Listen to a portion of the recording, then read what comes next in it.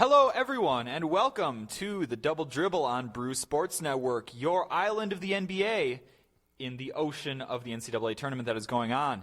I am Mitch Vomhoff, joined here today by Jimmy Carlton. Jimmy, how are you doing today? I'm doing well. Great. From the Emerald Isle, it is St. Patrick's today. It is indeed St. Patrick's Day. Island of basketball news tonight. Yes, we are. And you have a number of things to celebrate today. Judging by your attire, very happy. A proud Northwestern graduate experiencing his first NCAA tournament win. How excited were you after the Wildcats secured that win last night, Jimmy? Yeah, a graduate indeed. I am unlike most of the freshman phenoms we're going to be talking about today on our basketball podcast.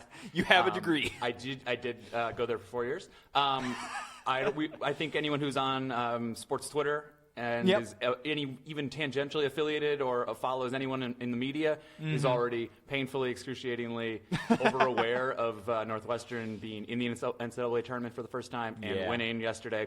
So I'll just leave it at that. I'm very happy as a sports fan. Well, congratulations to you and to most of NBA Twitter and to everyone from Northwestern on the historic win. Right. So we are going to get into, like I mentioned, a little bit of a break from the NCAA talk that has inundated this channel as of late, and we are going to talk about some developing news in the NBA. First of all, let's get this out of the way right away. What are you drinking today? This is a Guinness. Guinness, in honor of St. Patrick's Day?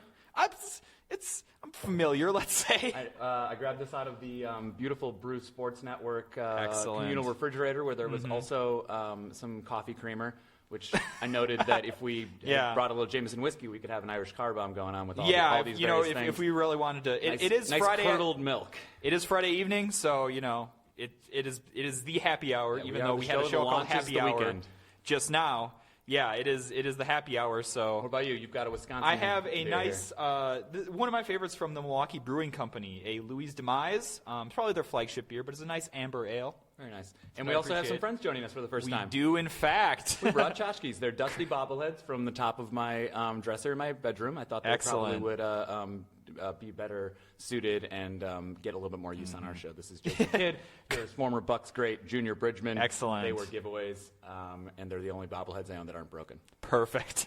Thank you to the Bucks Game Ops for some nice decorations for our set. It's a nice change of pace from the double extra large T-shirts that are blasted out of a cannon at everybody every game. Shout out Gruber Law Offices.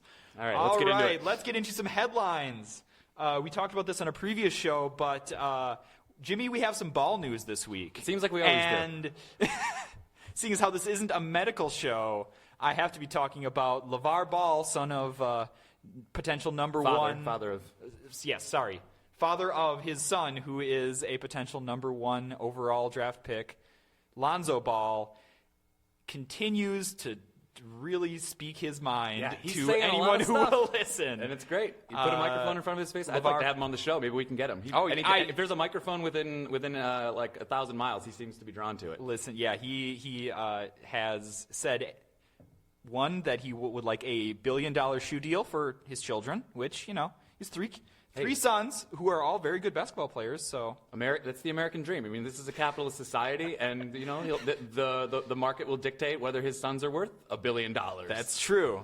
He also said he would accept an installment plan, which I appreciate his forward thinking. You got to shoot to score, and you miss all the shots you don't take when it involves selling your sons out to basically anyone who will pay them. Yes. But LeVar Ball is certainly not limited to asking for money. He also says that he would beat Michael Jordan and Charles Barkley one-on-one in basketball. Yeah, he said that. That was an interesting thing to say. That was an interesting thing. I think he noted that I don't know what style of basketball they would be playing because his probably like make it take it. His approach to winning was that he was going to back down Michael Jordan. Okay, fair enough. As you do. Go low post on him, sure. And then he would just pick up Jordan defensively, and physically move him around. But that's not. And then he would call fouls whenever Jordan was on offense. So I don't know if that's. Are we refereeing this game? Are we playing at Rucker Park? I feel like you would need some sort of third-party adjudicator, let's say, to maybe. My favorite of his quotes though this week, or earlier this week, or maybe late last week, was that was that Lonzo, the UCLA freshman phenom, who's a fantastic player. We'll get into him in a little bit. Would beat Steph, or is better player than Steph Curry right now. Is a better NBA player than Steph Curry. And that the college game is actually holding Lonzo back. So I'm curious what you think about this, because I think you and I have a similar sensibility when it comes to the NBA. Like, we are NBA fans because it's entertaining. Compared to the NFL and MLB, it's fun. Like, it's a really, really good league to be a fan of. I love LeVar Ball. I think LeVar Ball makes sports fun. Like, his comments, outlandish, lunatic as they might be, it makes it interesting. Like, it's something to talk about. And he's obviously got a grander plan in mind, which is to get headlines. And he's sort of the basketball Trump at this point. But at least we don't have to worry about him running the country. He's just talking about his kids playing hoops. So it's not as big of a deal. There's not as much at stake. I mean, I'm generally in the camp that I really enjoy the entertaining storylines that come up in basketball and other sports. So certainly someone making some real wild claims is right up my alley. That said, I think the point for me where LeVar Ball got away from promoting his sons to just promoting himself, I think got to me a little bit of like, you should maybe just calm down a little bit. Like, let your kids' career play out. We already had Steve Kerr yesterday, coming out and saying maybe what he's doing is not the most beneficial thing for Lonzo's career. And at some point, you maybe just have to calm down a little bit, let your son finish out the tournament that he's playing in, finish out the draft process, and then take your bold statements to LA or New York or wherever he's going to end up. Well, yeah, I agree. And I think where it becomes, again, I think it's entertaining. I like it because I'm not in his family, and I'm not going to be drafting Lonzo Ball and have to worry about whether he's got this crazy, he's clearly moved past helicopter parent, which is, some people have a problem with that. He's moved into sort of marketing, exploiting his sons, which or at least that's the concern among people, or sort of the annoyance that they have with him. For sure. Like I said, I mean, Kerr doesn't seem to like it, but Lonzo Ball for himself, this is just sort of like, he just brushes it aside. He's been like this my whole life. It doesn't seem to be affecting him when he's interviewed. He's a pretty modest, pretty good kid with a good head on his shoulders. It seems like. I agree, and I think when it gets down to it, his dad's talk is not going to cost him his draft spot, because teams are not going to be able to look past the talent, so that's fine. Not worried about that, but. Speaking of Steve Kerr and the Warriors, they've been having some problems lately. They're having some problems, whether they want to admit it or not. Yeah, and there's definitely, people saying all sorts of stuff. Steph Curry obviously saying, no, it's fine, don't worry about it. But the Warriors have been struggling for a little while, and you could trace that back to Kevin Durant getting hurt. But is this something that's going to continue to dog them? Like, is this something where they are in danger of losing the number one seed in the West there? Well, it's interesting. Like 2 weeks ago, we talked about this on the show, because Durant had just gotten injured, and a few games before, and they had lost a couple, and both Klay Thompson and Steph Curry were struggling shooting, just deplorable from outside, very much unlike them. And we said, we were debating whether that was directly because of Durant, and in some way it was, whether it was psychological, whether it was spacing. They're getting different looks. And that clearly has now borne itself out over the last 2 weeks, that Durant's absence and whatever it's changing up, the dynamic of the team has really, really hurt this team. A lot of people thought, they won 73 games last year. Like, they're not. It's still a really, really good team. And then there's been talk of whether their depth is a problem. They sacrificed a couple of bench players to bring in Durant. I thought there was an interesting quote. We talked about this off mic. Was an anonymous player, an Ethan Strauss ESPN article, talking about there are problems that are bigger than basketball with this Warriors team, which took me by surprise, because the Warriors are sort of this considered to be that paramount, or that exemplar of good chemistry, rhythm, like everybody's sort of getting along and knowing their role, and so that surprised me. Yeah, I could see a little bit where that bigger than basketball problems might come into play, because you do have some personalities on the team that could be a little volatile. If you talk about Draymond Green and some of the things he's said, even Kevin Durant has had his encounters with the media before. So you do wonder how adversity affects that team, and coming together towards the end of the season and trying to keep their momentum up going into a playoff race. It'll be really interesting to see how they respond. Obviously, they came back and crushed Orlando last night, so there's certainly still the ability there. It's just a matter of if they can kind of overcome some of those problems that they've been facing. Well, and so the Spurs have closed now. They're 1.5 games back. It was closer than that until yesterday. And we were debating this, whether it really matters to the Warriors whether they get that number 1 seed. Yeah. Because it's no longer the talk in the preseason when they signed Durant of like, oh, well, this is terrible. They're just going to cruise through and go 80-2, and the regular season isn't going to matter. Yep. That clearly has shifted because Durant's hurt at least for the next few weeks and possibly up until the playoffs. Do you think it matters to Golden State whether they get that number 1 seed? I'm looking at the Western Conference standings right now. Denver's in that 8 seed. You've got Portland sort of on their tail. Memphis is at that 7. The matchup we want to see, of course, is Oklahoma City, Golden State. Oh, the Westbrook-Durant matchup. But do you think the Warriors care about getting that 1 seed? Kerr seems to be above that in terms of he's got a more macro global plan as a head coach to me. Yeah, I don't think they're terribly worried. I mean, anybody that's going to pop into that 6th, 7th, or 8th seed, they can probably handle pretty easily. Memphis is a team where I think they might not be a direct threat to them in that particular series, but Memphis is a physical team that might kind of wear them down. Seems like a kryptonite type of team, as they get ready to move into deeper into the playoffs. So that's a team I think they might want to avoid, but otherwise, the Warriors are not sweating their first round or maybe even their second round matchup all that much, I don't think. And moving on. Moving on to something that especially my favorite story of the week. Yeah. I'm just gonna put this out here. Speaking of basketball being a fun sport and being a basketball fan being the best way to be a sports fan. Indeed. We had Dirk Nowitzki.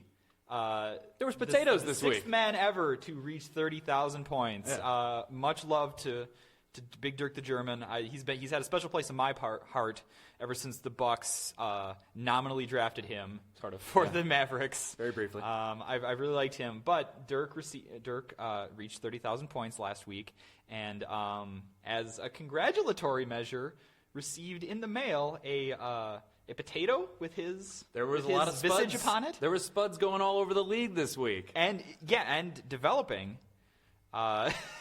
Apparently, 2 other players have also received potatoes in the mail. Frank Kaminsky, for reasons that I'm not entirely sure of, but also Kevin Durant, who received a message of an uplifting message about his recovery. Encouraging his recovery. So I did a little digging, and by digging I mean I Googled this about an hour ago while you were on a previous show, and there was a USA Today article that sort of answered the question that all of us NBA fans are asking, and probably all these NBA players who are receiving potatoes in the mail are asking, which is why are there potatoes with my face on it? For those people who aren't aware, question. I guess we should fill you guys in that what's been happening is there have been potatoes being sent to players with their visages on them, whether it's literally, like in Dirk's case, a picture of him, or a message of hope and inspiration, like with Durant.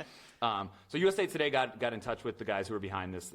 It's come out pretty quickly that it was from Potato Parcel, which is a company that pitched Mark Cuban and the other Shark Tank guys on their idea of their potato parcel, mailing spuds to you need to send around a the potato country, to someone. which I'm not sure how valuable or useful that is, but it definitely is a part of the market that is untapped. So there's potential there. Yeah, there's growth. I mean that is if you need to send a message. But one of the things that they mentioned was that they haven't just been sending them to Dirk and those guys, Hassan Whiteside. They've actually tried to send them to all the starting fives across the league. So they've sent out about 150 of these potatoes. So our Milwaukee Bucks boys should be receiving theirs very soon, courtesy of Potato Parcel. So basically it boils down to it's a viral marketing scheme. I look forward to my entire Twitter feed being just covered in people receiving potatoes in the mail and having to show them. That's going to be a very exciting afternoon of me looking at potatoes on Twitter. And it couldn't come at a better time, St. Patrick's Day, so it's always good to remember the bounty of potatoes we have in this country and to be grateful for it. No famines to be found. A plethora of potatoes. Indeed, yes. So anyways, that sort of goes back to what we were talking about again, which is like, this is a tiny, goofy, stupid story, but it's why I love being an NBA fan. And like, It's pretty can you good. imagine this happening in the NFL? Like, even if it did, it wouldn't have taken off. Like, I can't probably imagine a fan choosing some NFL player to send a potato to. Like, Dirk obviously is the kind of like engaging, funny, offbeat, doesn't take himself too seriously superstar that like made this a viral thing. But I think it's just awesome that it's hilarious. Yeah, definitely. There needs to be better funny storylines, especially one in of March. the things in a relatively low point in the season, it's definitely an interesting storyline.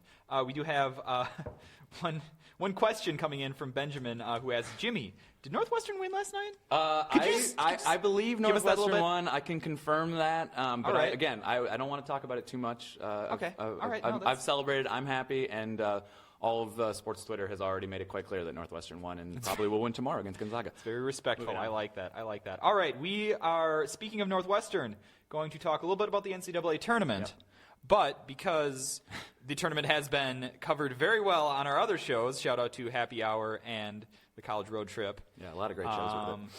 I want to talk specifically about a couple of prospects for the NBA that are, catching my eye and also kind of providing some interesting storylines for the tournament for NBA fans. Yeah. So I want to start out first of all with you, Jimmy. Of what prospects are you specifically looking at in the tournament? So the guy that I think a lot of people have been focusing on, and certainly over the last few weeks has become the name that's jumping way up. First of all, let's Markelle Fultz, who's sort of presumptive number one overall pick, regardless of who gets that pick.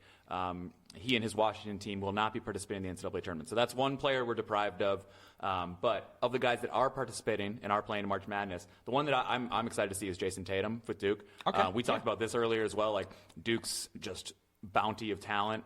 They have 5 or 6 guys that are potential first rounders. He's the one that has the most NBA superstar potential. Like, he has the ceiling that he's shown over the last few weeks, and especially in the ACC tournament, that he can be that number one guy in an NBA team. Whereas I think before going into the season, for most of the college season, and he's been a name that NBA fans and draft nicks have known for a couple of years because he's been a highly touted, prep guy. But we know he's talented. But Yes. now he's sort of shown the ability to take over games and offensively just dominate. So I'm excited to see him, as much as it pains me to say that I'm excited to see a Duke guy. Well, yeah. The other one for me is Monk, the Kentucky kid. Malik Monk? Yeah, Malik Monk. Yeah, Malik Monk. Because he's Steph Curry like with his shooting. I mean, the guy can pull up from 40 feet away and make a jump shot. I'm excited to see him. That's sort of where the NBA is going. If you can shoot, he's a tweener size-wise, but I think there's a lot of stuff that he can do offensively that he hasn't had the opportunity to do yet at Kentucky, just because there's so much there, and they run this, let's throw all of our talent out there and sort of like figure out how it works rather than having definitely. a particular role. Yeah, and What about Monk you? is definitely a guy that I've seen a lot of people being very interested in terms of draft evaluation, and for me, he's I'm a little hesitant to talk up guys that just kind of seem like pure scorers and don't add much else, but like you mentioned, that Kentucky system is always kind of weird in terms of evaluating what a guy can really do versus what he's asked to do at Kentucky. So I would definitely love to see him surprise me because I do like the game where guys just kind of pull up from 40 and see what happens. For me, we spoke about this a little bit on the happy hour a little bit ago, but Lauri Markkanen of Arizona might be Finland's my finest. favorite player in this draft because, as I said with Dirk, I'm a big fan of dudes who are tall and can shoot. And can actually shoot. Like, he takes fall-away threes and makes them. Yeah, He's not just yeah. like shooting a jump shot, like a set shot with nobody around him. Yeah. So he's a guy that I have been smitten with, I should say, a little bit recently, and I'm definitely excited to follow Arizona in the tournament.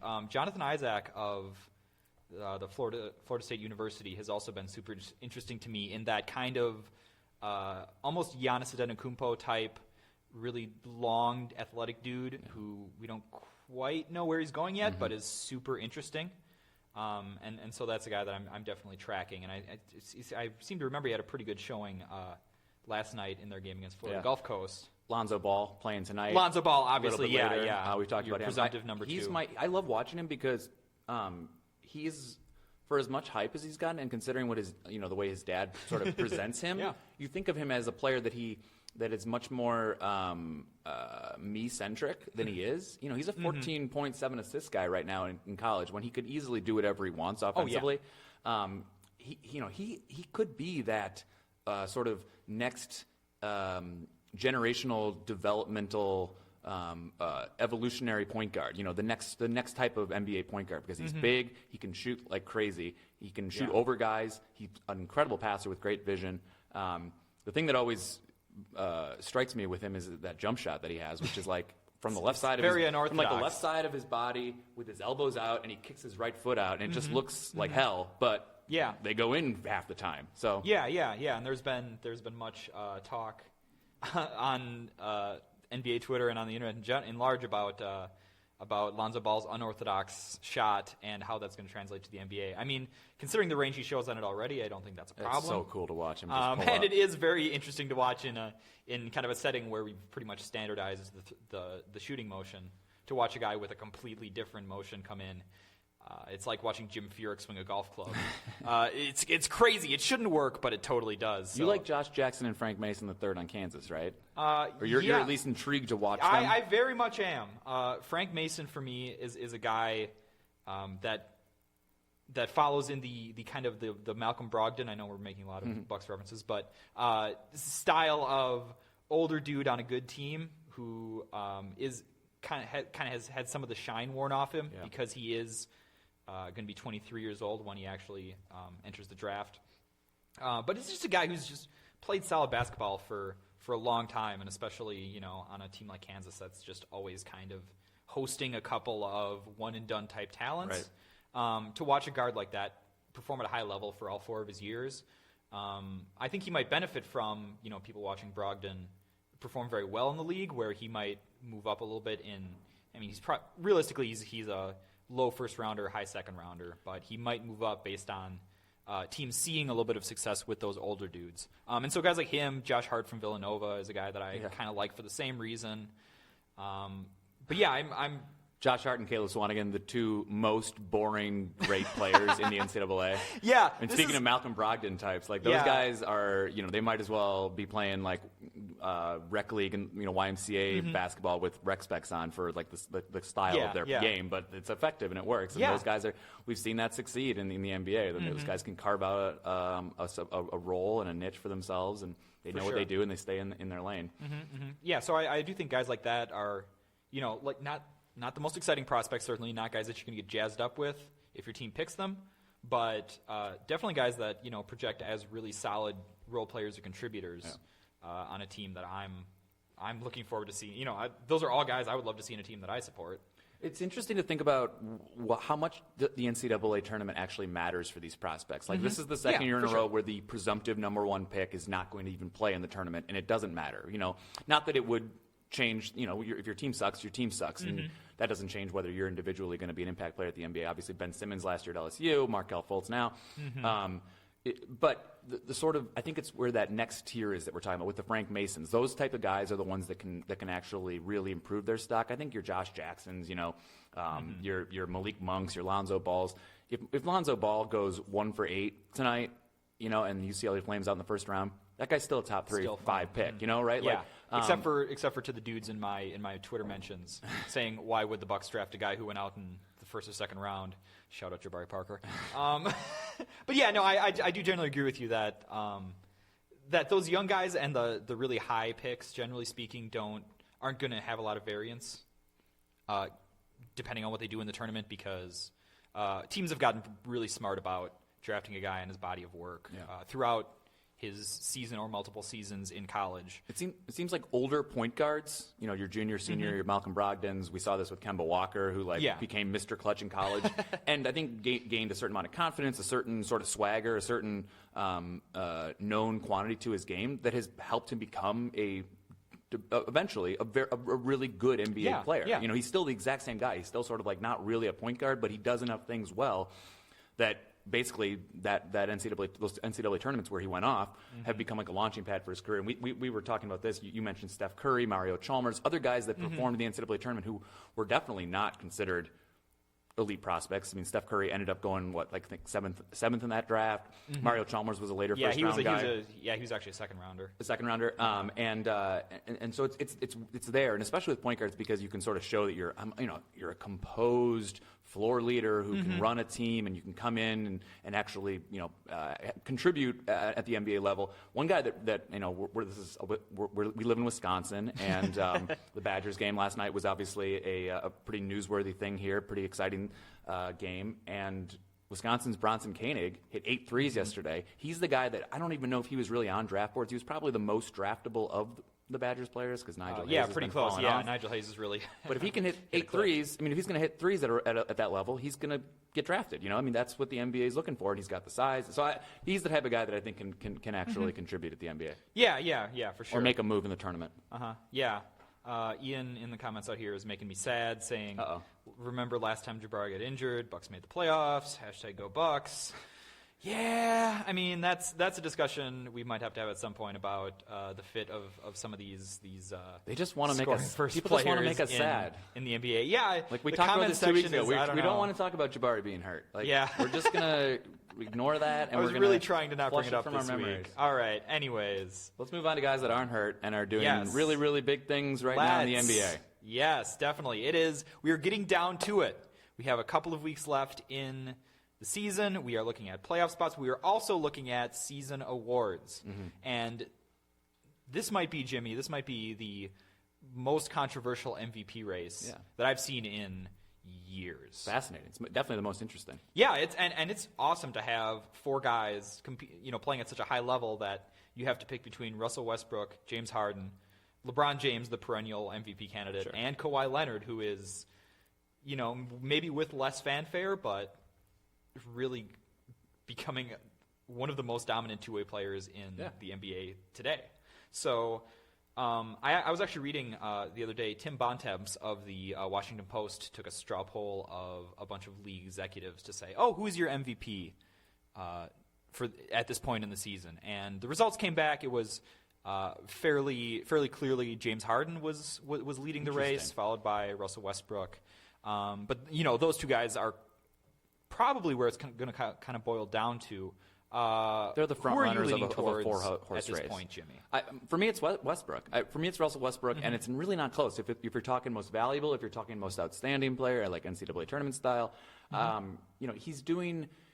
It's more than the surface level counting stats of he might average a triple double. I mean, that's incredible. Yeah. I think that's already getting kind of dismissed and getting people like rolling their eyes because, well, of course he is. Like, he's a sort of selfish player who like is the highest on a usage bad rating team. we've ever seen. Yeah, his usage rate is through the roof. But he's doing more than Harden in fewer minutes. He's averaging more points in fewer minutes. His PER is 3 points higher. They've got comparable shooting percentages. Westbrook's a little bit lower. He's got fewer turnovers, which surprised me, to James Harden. Because, I mean, that Houston offense is just praised. We've talked about it. Like, I love watching it. It's so rhythmic and it's fun to watch. Westbrook isn't making all the mistakes. He's averaging like 5 turnovers. But he's also averaging over 10 assists, and he's basically doing everything for that team. For me, it's like, I think Harden, obviously, considering the difference between last year and this year, is benefiting and getting a huge inflation from being in D'Antoni's system. And great. I mean, that's what coaches are supposed to do. They're supposed to put you in positions to maximize succeed. your stars. And, But I don't know if that makes him any more valuable than he was last year when they were good, not great. Kawhi, like you said, Kawhi's a good two-way player. But the NBA has now, for the last few years, been way more about offense than defense. I think if you're a better offensive player than a defensive player, as Westbrook and Harden both are, your impact is proportionately larger than if you're a better defensive player than you are an offensive player. And Kawhi is great. Watching him a couple nights ago just dunk, just basically fly over people and dunk on heads is incredible. Like he's really exciting to watch. And LeBron is that the case that you can make where it's like every single season you could say LeBron is the MVP. Yeah. It was. I was actually two just going to say, guys on his team. I don't know if that makes him real valuable. But if the Thunder don't have Russell Westbrook, the Thunder are the Lakers, right? I mean, they're not. Everyone's saying like they're the worst of the teams that have MVP candidates. They're 10 games over 500. That's a really good team, and without him, that's a 10-win team. Yeah, for sure. And I was just going to say it's a little weird to have an MVP race where we're having this or we're dominating the conversation with two guys that aren't LeBron, considering that he's kind of been in this conversation for the last most of a decade. Yeah. But yeah, and that's a little bit refreshing. Like we knew Russell Westbrook was. We said he was supposed to be great this year in terms of statistics and individual performance because Durant left, and he's been even better than we thought. I think there's no reason to knock a guy for being great when he was supposed to be great on a team that otherwise would be bad. And the Spurs are deep. Like I like Kawhi, but that they have 7 or 8 guys with positive wins above replacement. The Thunder have like 3 or 4. And like you said, the usage rate, like that team does everything whatever what Westbrook does is why the Thunder can win a basketball game. Yeah. That's definitely true. One last note on what Russell Westbrook. I was reading a couple of quotes from anonymous, GMs, so take that as you may. But who definitely said that if Russell Westbrook ends up averaging a 3-point or a triple-double for the season, then he has to be MVP. Do the round numbers really mean anything to you? I mean, for myself personally, I understand why in people's heads that the triple-double as the season-long number it's obviously a huge achievement.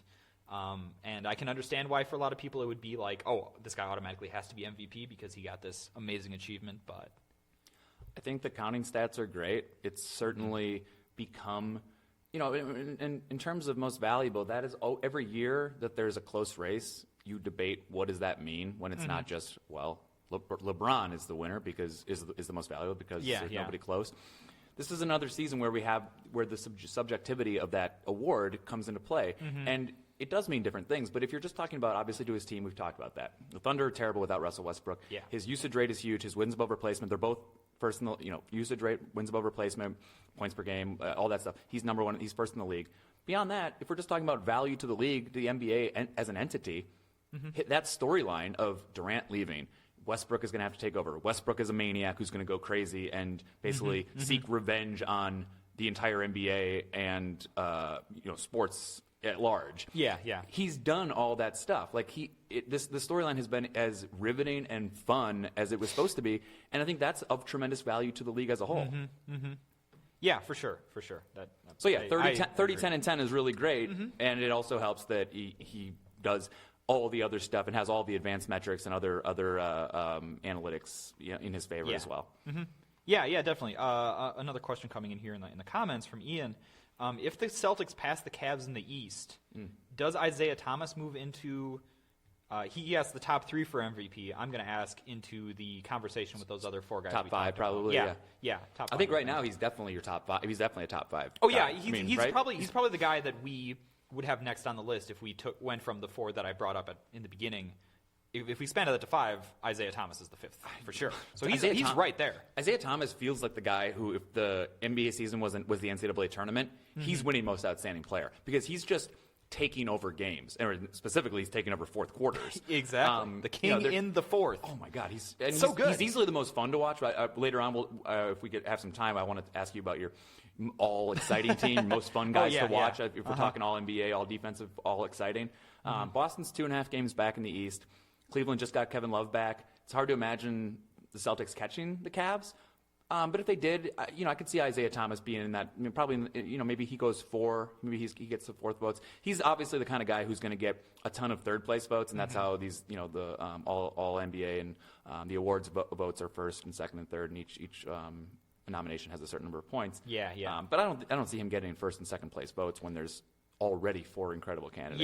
Yeah. I tend to think the same thing. It would be a really interesting story if Boston overtakes Cleveland, but as a guy who's 5'9" and was always listed at 6 feet in high school basketball, I love Isaiah Thomas, and I hope he continues to do great things for short people. Oh yeah, yeah. Shout out to those of us who are vertically challenged. All right. So what about these other awards races? These other awards, I mean, honestly, I think the other award races might be a little bit less compelling. Let's say, Defensive Player of the Year is going to come down to Kawhi and Rudy Gobert. You got Draymond Green into that conversation?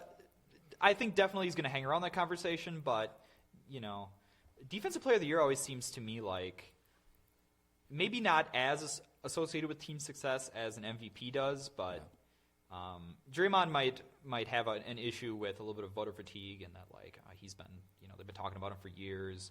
Kawhi has been ascending in a way that I feel like a lot of voters would want to reward, and Gobert has just been the interior presence that dominates the league. He gets the Defensive Player of the Year Tall Guy Award for best interior defender. For sure, if this was he's 5-10 years ago, that when it was just who's the center who has the most blocked shots. Yeah, exactly. So I think he still is going to get some shine from that. I'm not entirely convinced that Draymond has kind of stood out in a way that's going to win him that award this year. For me, it's Rudy Gobert, league best 98.2 defensive rating. Leads the league in blocks. He's top 5, almost 13 rebounds a game for a really good Jazz team that probably isn't anywhere near. I mean, they're the 4th seed right now in the West, and that's been a good team that's been building and evolving and progressing. But I don't think they're a playoff team without him defensively. And if we're talking about voter fatigue, I mean, Kawhi, 2-time Defensive Player of the Year. I think it is sort of a Rudy Gobert movement.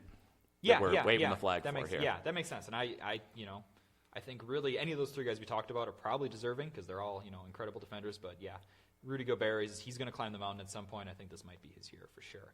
And Rookie of the Year? What about Rookie of the Year? Got real interesting, didn't it? I mean, we had the blowout discussion a couple weeks ago about Joel Embiid. I think he's honestly just falling off the radar anyways. Yeah, I think most people have now moved on. Dario Saric out in Philly is kind of taking that shine, honestly, a little bit. Representing the process. Exactly. Somebody has to carry the load of the process. It might as well be Dario. Malcolm Brogdon has been up and down. He's been hurt a little bit, obviously. Back in the starting lineup for the Bucks, but maybe not. The triple-double earlier this year for him might have been kind of the high point, and now he's doesn't really seem to be the favorite there either. For me, it's Brogdon. I think Dario Saric has put up good numbers. Malcolm Brogdon, since moving into that bigger role, 13 points, 4 assists, almost 50% field goal shooting. Per 36, he's like a 17-5 guy with a few turnovers, and and he's been a catalyst for the Bucks now being one of the hottest teams in the NBA over the last month. Yeah, it'll be interesting to see kind of how that stuff shakes out. I mean, we did have a couple of Ivica Zubac over with the Lakers had a 25-11 game the other night, which led to a number of people putting him onto their rookie ladder rankings. Same with Scalabassiere out in Sacramento, holding up my Sacramento Young Guys prediction, putting up 30 points the other night. He's some of those young guys in Sacramento starting to show out a little bit. Post-trade deadline. But, yeah, it's probably between Saric and Brogdon. Yeah, we'll see what happens over the last few weeks. Yeah, right? It'll really depend on this might actually be the race where it comes down to what the guys do in the last couple of weeks. Yeah.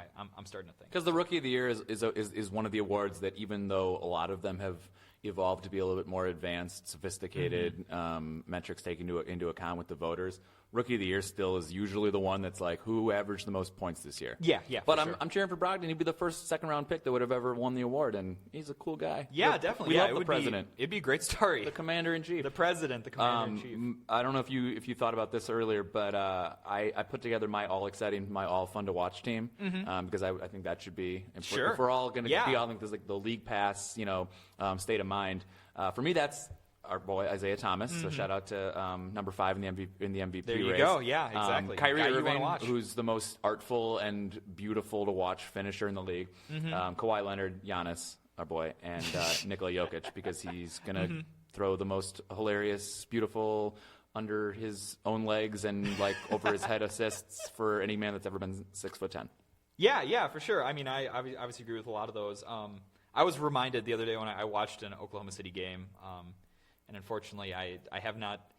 I'm making Russell Westbrook more like destination television for me. Of like, oh no, I just need to watch this dude, because I had forgotten how much of like a force of nature Russell Westbrook is. It's somebody you want to tell your grandchildren about. Oh yeah, for sure. I would probably put recent struggles aside, I would still put a guy like Steph Curry on that list, just for dudes that I would want to tune in for because they might go off at any moment. Yeah. Steph Curry, and actually his teammate Klay Thompson actually more so might be a dude who might just put up 20 points in a quarter, and that's something I always really want to watch. So those guys I would put in, but otherwise I think your list is really nailing it. All right, speaking of Bucks, let's hit some quick make or miss in our make or miss segment. Yep. The Bucks have been Bucks are 11-4 of their last 15 games. They've now moved into that 7th seed in the East. They have 10 of their last 15 games are on the road. That's not great. Yep. 6 of the 9 remaining, 9 of the 15 remaining are against teams with losing records, though. So that's great. Make or miss, the Bucks who are at the 5 seed or at the 7 seed can get to the 5 seed. Well, so currently we've got the Hawks at the 5 seed. Jimmy, Indiana's if at 6. you were to go to my Twitter account at Mitch Vomhoff on Twitter, you scroll into my timeline, the first thing you're going to see is a tweet that says, "Never trust the Bucks." Because you cannot trust the Bucks. You should get that. You ought to get that tattooed on somewhere or glazed onto a plate. We're like 3 bad decisions away from me actually doing that. I do think the Bucks definitely stay in the playoffs. I think they are playing a really interesting brand of basketball, and they're obviously playing a winning brand of basketball. But I think the road games are really going to be a tough thing to maintain through, and I think the Hawks are going to stay alive just enough that the Bucks could plausibly end up anywhere in the 6th, 7th, or 8th seed, but I think 5 might be a little bit ambitious. All right, let's move down south to the Bulls. Okay, let's move down south to the Bulls. They're now 10. They're now at that 10th seed, 10th spot, not, obviously out of the playoff race. And hilariously, dysfunctional things are happening in Chicago. They don't know what team they want to be. Rajon Rondo, who's like basically the 9th man on the roster, is talking like he is complaining about the coaches in the front office like he's still a superstar. Dwayne Wade got hurt, and he's now going to be shut down for the rest of the season. He hurt his elbow. Yeah. And also was complaining about upper management. Everybody's complaining about upper management. Yeah. Garpax, not popular figures right now. Yes, make or miss correct. The Bulls make the playoffs. Oh, it's a miss. You just said they're a mess, and that it's just they are one of the biggest messes. And I watch the Knicks regularly, but everything for the Bulls is going wrong. If I was them, I'd be very concerned about how Jimmy Butler is looking at this team and saying, "Is this where I want to build my career, in this kind of mess, in this kind of backwards thinking management environment?"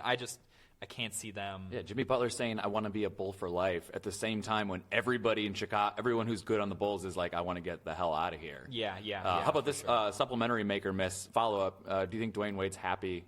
Make or miss Dwayne Wade's happy that his season's over?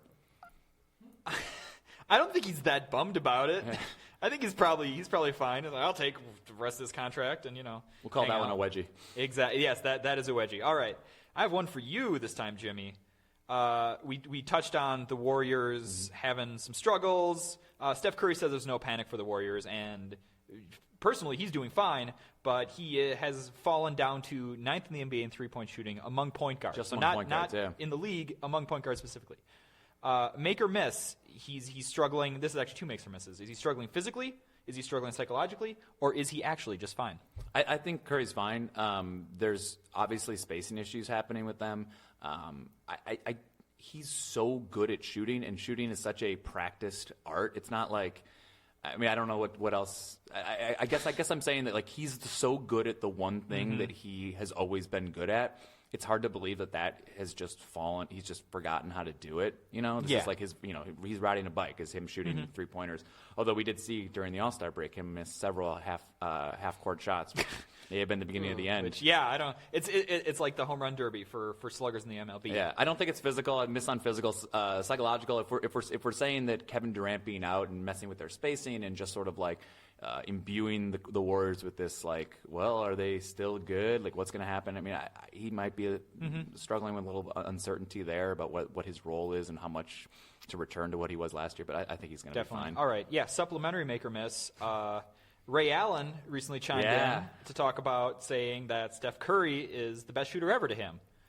Is that a make or miss? Is Steph Curry realistically the best shooter we've ever seen in the NBA? Well, right now, Steph Curry isn't even the best 3-point shooting Curry in the NBA because Steph Curry has like 4 percentage points better than him, and having a very nice year of his own. I got to go with Ray Allen partly because I was 12 when he was dominating for the Bucks and was the most exciting and wonderful player with the most beautiful shooting form that's ever existed in the NBA. So I'm going to have to go with Ray Allen. He's still the career leader. Steph probably is going to catch him at some point. But for now, it's still Ray. Yeah, that was nice of humble, modest Jesus Shuttlesworth to say Steph's the best shooter, but I'm still going with Ray. Yeah, if Ray says it, who can doubt him?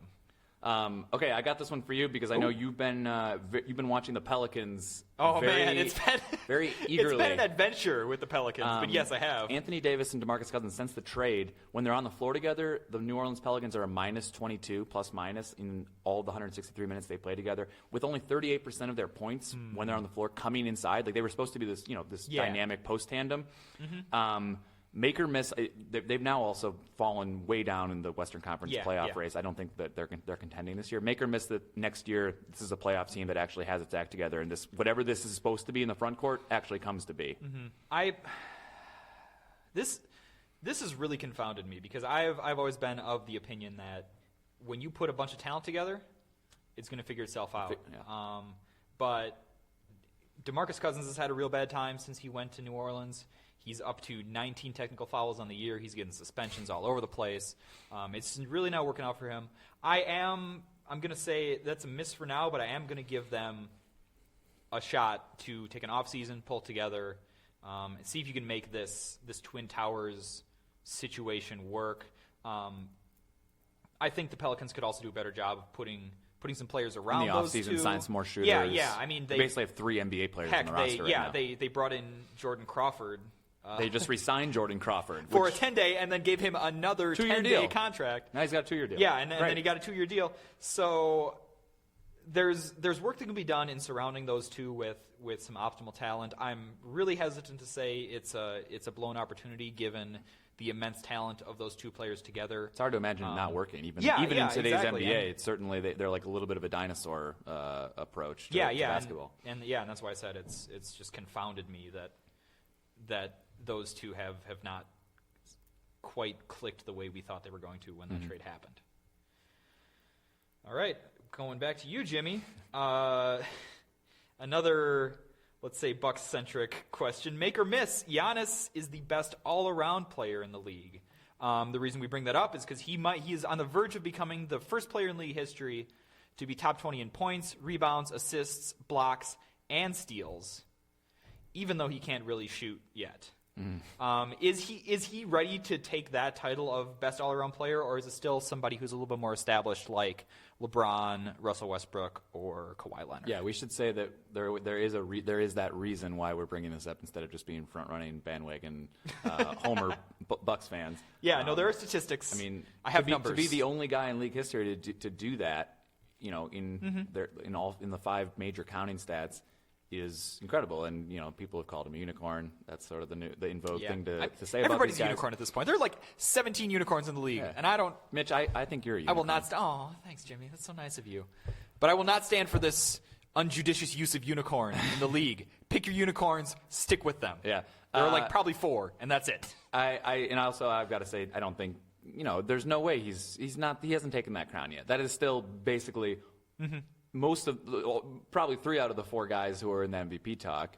If we're talking Westbrook, Kawhi, and LeBron, I think until LeBron James either retires or stops being the most dominant player in the league, it's going to be LeBron. Yeah, I tend to agree with that. I mean, you can't take that crown so easily. All right, speaking of LeBron and the Cavs, the Wizards, who have won, who've been the hottest team over the last 2 months. We don't even talked a lot about the Washington Wizards and their beautiful backcourt, but are they legitimate Eastern Conference contenders? And by that we mean, are they a challenge to the Cavs, who otherwise would have a road to the finals? I think of anybody, I think Boston has always been a weird fit for me to challenge Cleveland. I think of the teams that are going to step up and make that challenge, I think Washington might be the best equipped to do it. I mean, obviously they have that glass cannon backcourt, I guess I would call it, because I'm still not sold on Brad Beal maintaining his health, even though he's done a lot better, and he's made a huge step forward this year in doing that. But yeah, I mean, they're putting together great basketball at the right time. If Washington creeps up, they're a game and a half behind Boston right now. They're going to fight like hell for that two seed for sure. But if they can get there, I mean, I would love to watch a Cleveland-Washington Eastern Conference Finals, and I think that'd be really compelling. And of the teams available right now, unless Toronto gets Kyle Lowry back in fine form, I think Washington is probably your best contender in that case. So that is a make for me. Yep, and I think the main takeaway from that, I'm guessing from some of your hedging and from our conversations and just general basketball awareness, is that still, especially with Kevin Love back, not really a real challenger in the East to the Cavs, right? It's a little bit of a bummer in that we I hope have somebody to talk, gives them a run, like Toronto did last year. Yeah. It's a little bit of a bummer that we have to kind of talk about the top seeds in each conference as like, they're gonna get a challenge, but like, come on, not really. We watch the NCAA tournament for upsets. We watch the NBA playoffs because we want to see the best players play in the finals. Exactly. All right, we have one more make or miss, and then I'm going to pose this one to you, Jimmy. Make or miss. The Duke men's basketball team, speaking of the NCAA tournament, has the Duke men's college basketball team. The Duke men's college basketball team that certainly does not have a mascot, has more talent on its team than the Brooklyn Nets do. Brooklyn Nets, obviously the worst team in the league right now.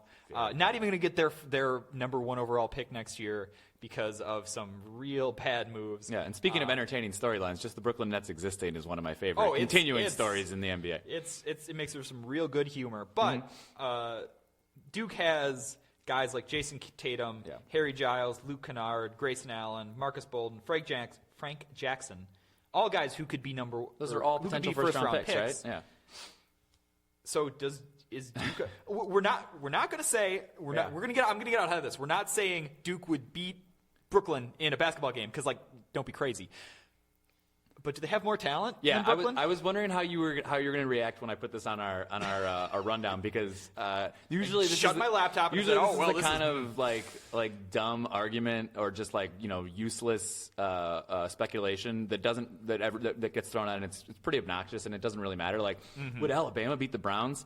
Probably not. That's but it's fun to have the conversation. That's why some guys are in the NFL and some guys are college. But I genuinely think they have more basketball talent, which is why we said, not in a game, not 5v5, but they have at least two guys who are going to go top 10. They have three guys, maybe four if we're including if Grayson Allen, refrains from just kicking and stomping and slapping and tripping people in the tournament. They have potentially 4 lottery picks.